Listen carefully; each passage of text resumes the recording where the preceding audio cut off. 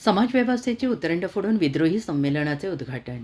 विद्रोही सांस्कृतिक चळवळ आयोजित 20वे विद्रोही सांस्कृतिक मराठी साहित्य संमेलन नांदेड येथे आयोजित करण्यात आले. या संमेलनाचे उद्घाटन समीक्षक बजरंग बिहारी तिवारी यांच्या हस्ते समाजव्यवस्थेची प्रतिकात्मक उतरंड फोडून करण्यात आले. या संमेलनाचे अध्यक्ष लोकनाथ यशवंत यांच्यासह अशोक राणा, मिलिंद आव्हाड, राहुल प्रधान, प्रतिमा परदेशी, किशोर ढमाले उपस्थित होते.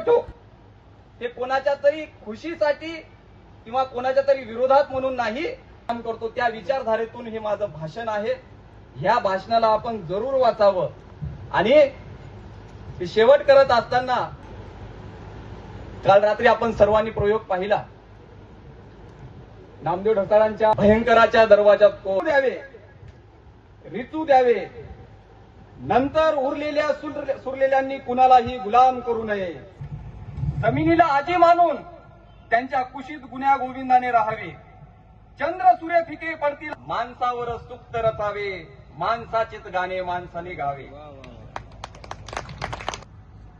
आज देशामधली जी परिस्थिती आहे ती परिस्थिती अत्यंत स्फोटक परिस्थिती आहे. म्हणजे भारतातली परिस्थिती आपण बघू नका, एकूण जर जगातली